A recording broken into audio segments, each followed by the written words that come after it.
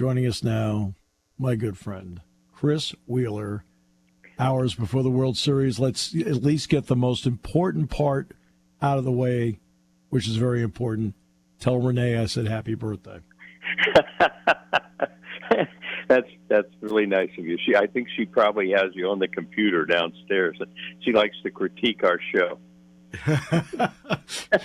What bothers me is you always come out great, and she's like the other guy. Hey, that tweet was great, and I was thinking that's when somebody says in baseball, we just need two more guys to get there, and you say, yeah, Ruth and Garrick. That would put us over the top. We're good. That'll do it. That'll get. Maybe we could add Mays and Aaron, and then we'll get better. Yeah. By the way, your request to me, working on it, and I think I've made significant progress.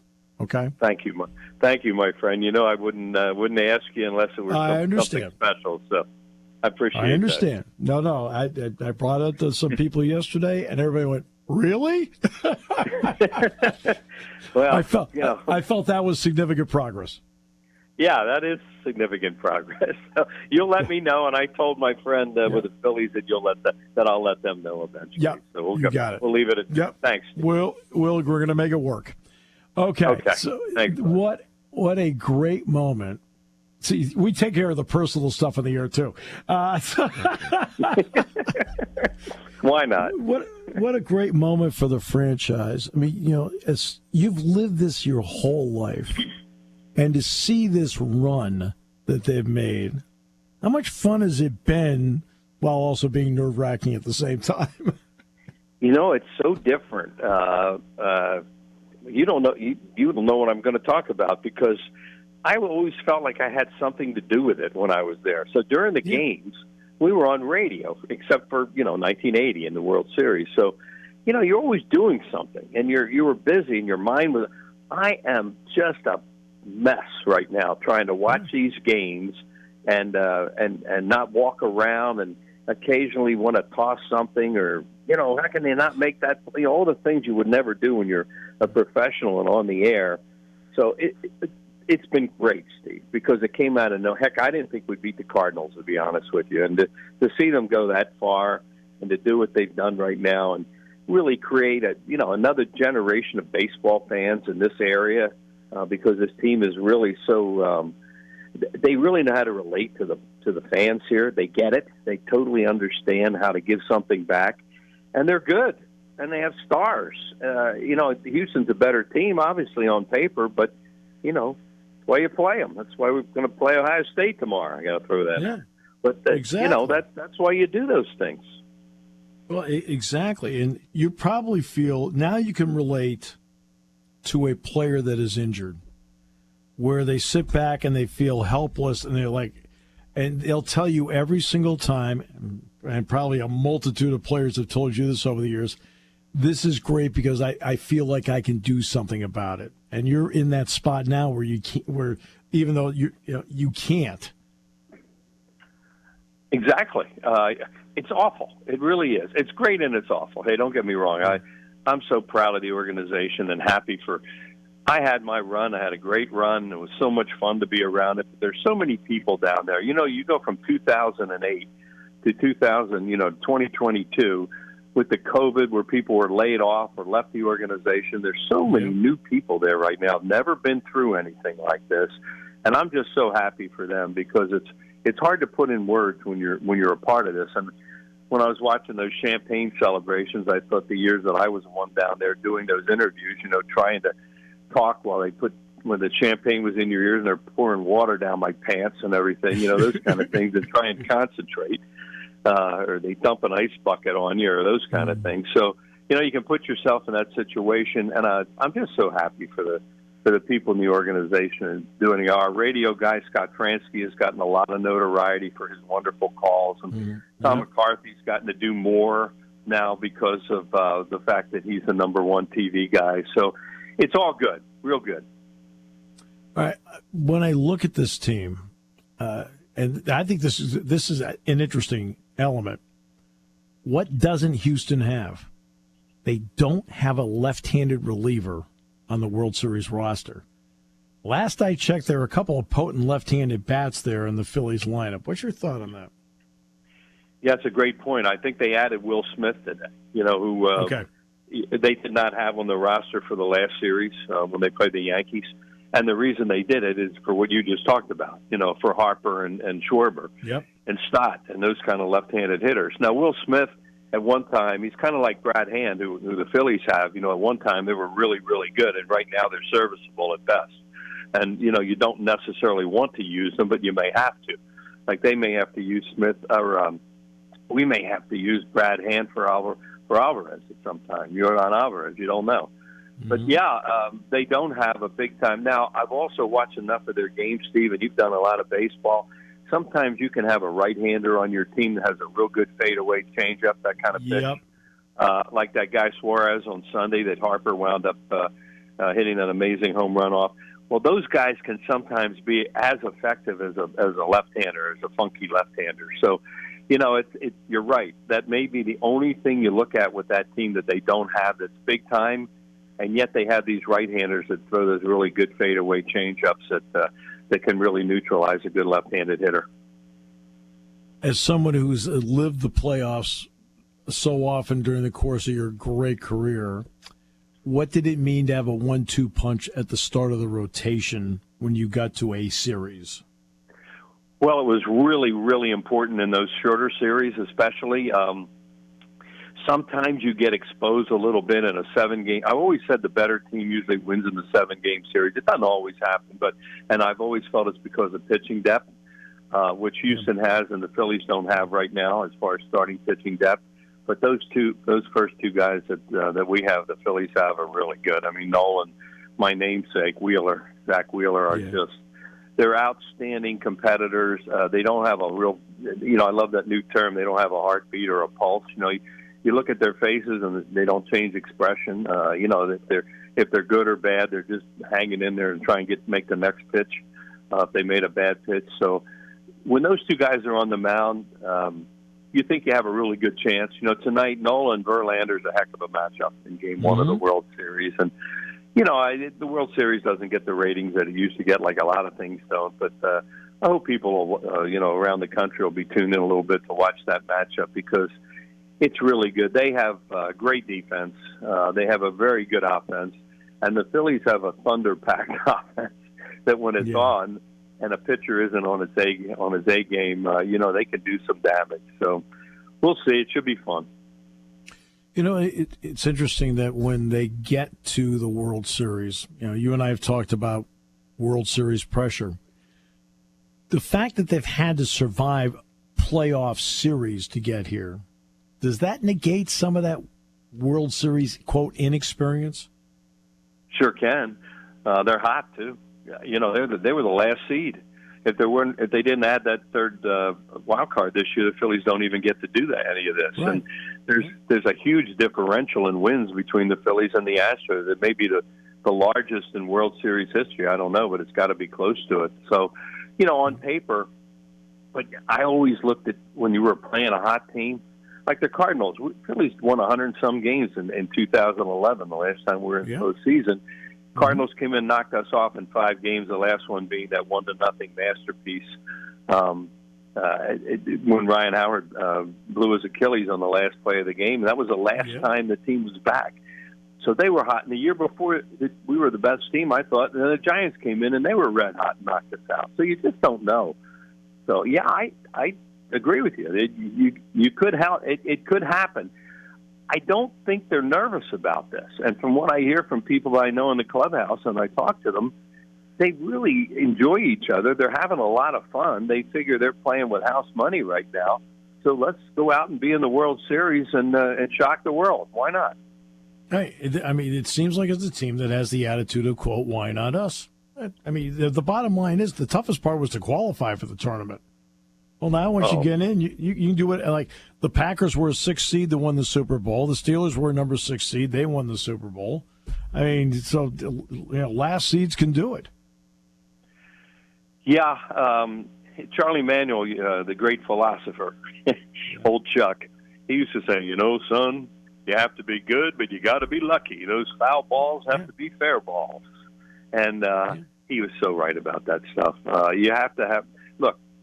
When you look at some of the things that happened with our club in the postseason, some of the balls that against the Atlanta Braves, broken bats and bloopers, and against the Cardinals, and that ninth inning down 2-0, and all of a sudden you get 6 runs and you don't hit a ball hard.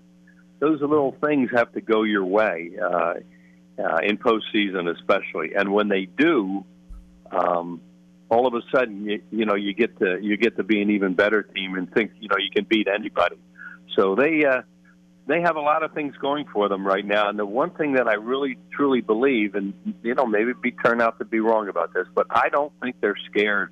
I don't think that it bothers them to be on this big stage after what they've been through the last few weeks. And they can't wait to get it back here because, as you know, Steve, and I know you watch games and know what it's like down here, this crowd has been ridiculous during this postseason. They haven't had a chance to hoot and holler like this for a long time. And, oh, my, they are intimidating. I mean, they are letting loose. I do have to ask you a Charlie Manuel question. And that's because it came up today. A good friend of mine, Rick Berry, was here today, and we were talking.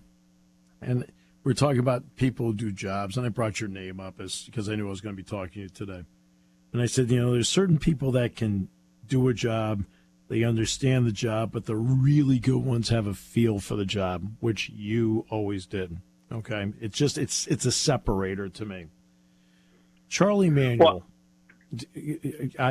Charlie Manuel. I always felt like no matter what people thought, he had a feel for the job, and I'm not sure every manager or coach is like that today. Well, thanks for what you said, because there is a feel involved, and you know exactly what it is. When you're doing what we do for a living, as you do.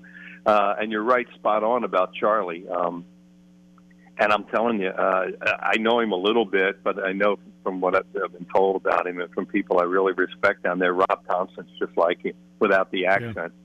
Yeah. He has a feel for when to have to say something to somebody, when to leave them alone, when to tell a guy he's playing tomorrow, when to prop a guy up when they're struggling. Hey, look, baseball is the ultimate failure sport. You're going to fail. No matter how good you are, you're going to fail big time. Make it out 7 out of 10 times, you hit 300. So he really is a lot like Charlie from what I hear. He has total control of that clubhouse. He lets the coaches do what they have to do. A good manager will always use his coaching staff, and Rob evidently does that because he was a coach for so long and gets it. I heard Larry Boa told us the other day, I was out playing golf with him the other day. That's an experience. Spent 5.5 hours in an outing with him. I wouldn't wish that on anybody. But no, I'm only, he said Rob Thomson talked in spring training like, I'm about ready to hang it up. I've had a good career. I've been a coach for so long. Maybe this is going to be it for me. And what happens? Bam. Joe Girardi gets fired. He becomes a manager. He figures it all out on how to run the clubhouse for this particular team. He took a lot from working with Joe Torre all those years, and now he's in the World Series as a manager and got a 2-year contract a few weeks ago. And I've known him from spring training over the years, and one of the nicest human beings you'll ever meet. And just the way he comes off, like not having a pulse when you look at him in the dugout, that's the way he is with these players, and they're very relaxed when they play for him. All right, now I have to be fair. Now you have your shot. Go ahead. It's always part of the deal. Let me make a statement, and then you tell me. All right, You got an aerial circus like nothing you've ever seen. You got a quarterback that may win the Heisman Trophy. You got 4 wideouts that'll go to the NFL. You got 2 running backs. Maybe both of them are going to go to the NFL. And you got a defense with not a great big star, but seems to be better than they've been before. So how do we beat Ohio State? How does one respond to that? First of all, everything you say about them spot on. There are a couple of elements that go into play with this. Number one, so let's start with one of the intangibles that we'll just see how everybody reacts. They've played one road game all year, and that was at Michigan State, which is a very good crowd, but it's not this crowd, as you and I know. So they don't have a lot of, quote, road experience with silent counts and so forth. And it's not the quarterback. The quarterback's fine. it's, how do the tackles react? How does the H-back react? Do you cause a false start or two, or are they so poised? They don't. They also haven't played in Beaver Stadium before a crowd in 4 years. Last time Ohio State played here with a crowd was 2018. Right. So these guys haven't even experienced that intangible part of it. Next up, you've got to get in watching the Iowa tape, because Iowa's a really good defensive team, and so's Notre Dame. And they both did a really good job with that Ohio State offense. And they were able to do it. Iowa does not trick you, as you know, Chris. They don't trick you. They are a team that plays it pretty straight. They were able to get some pressure on him using a couple of blitzes. So he threw the ball in a hurry, didn't want to throw a pick. He did throw one to Campbell. Campbell picked it up. Campbell's a great linebacker. Yeah. But it showed me that, number one, Ohio State did in that game struggle running the ball, which was a surprise. But Iowa, again, is terrific defensively. They're off. I mean, Chris, you needed to pay me to watch the Iowa offense on that tape. And then they did a good job of getting pressure on him. In the first half of that game, Iowa turns the ball over 5 times. And they held 4 of them to field goals.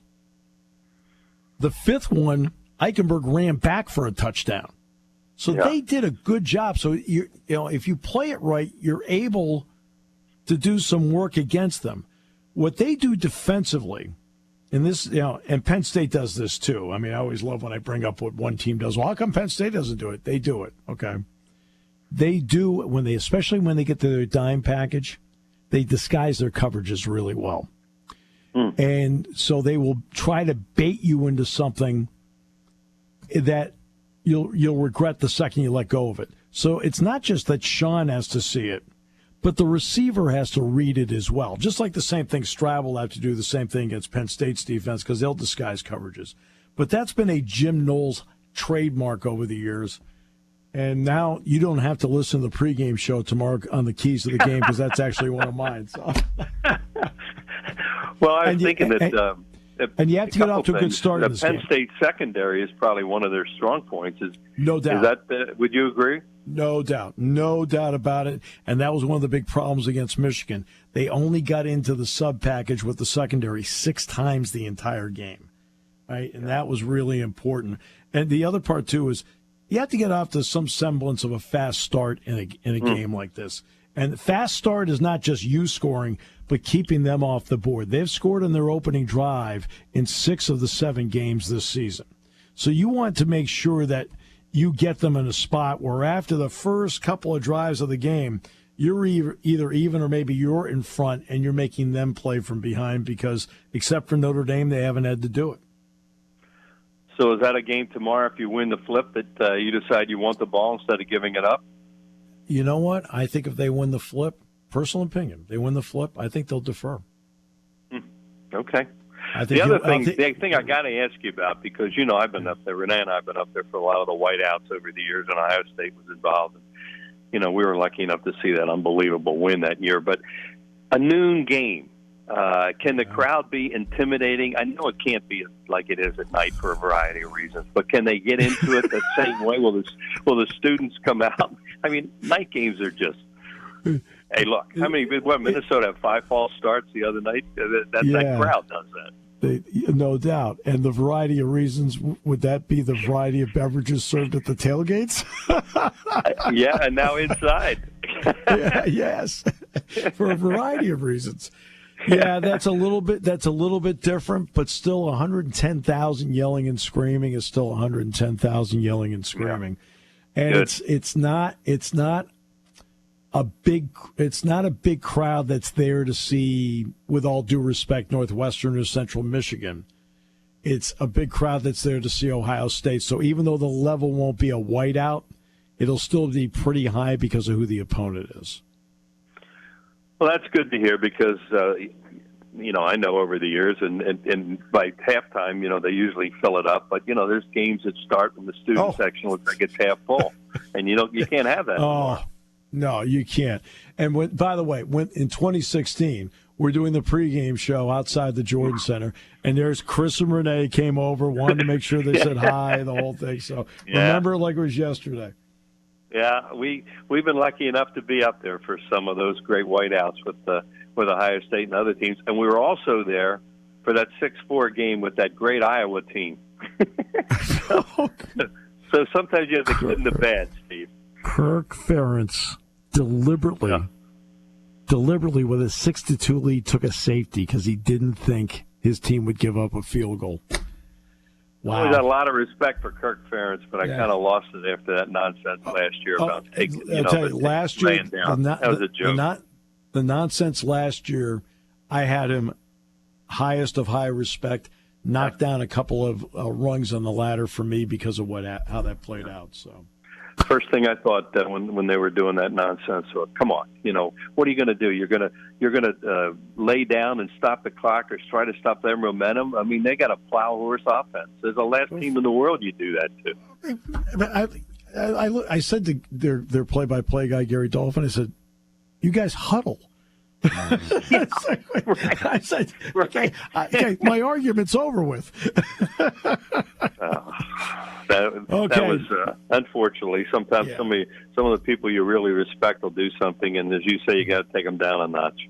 Yeah, that'll be the whiteout game next year. I'm pretty sure if I'm guessing. So we got to get up there again. It's been a little tougher with the Nittany Lion not in existence the last few years. So we'll see what happens. We want to get up there again. All right, hey, Renee, I hope that I graded out better this time. All right. You're always terrific. She's found a way now that we can get you on the computer in the state college station, and it's synced up. We sat the other night watching us play the Braves or the Padres in that game, and listening to you and Jack, the Minnesota game, and it was distracting as heck to try and keep in touch with both of them, but at least we knew what was going on at the time it was happening. Well, that means more than you know. Hey, my good friend, thanks so much. I will be in touch because, like I said, I feel like significant progress was made just in 2 conversations. Okay? Thanks, buddy. It's always great to talk to you, and I look forward to hearing you guys tomorrow, as always, and go get those Buckeyes. Yeah, you're the best, man. Thanks, Chris. Thanks, Happy Steve. birthday. Happy birthday, Renee. See you. Bye.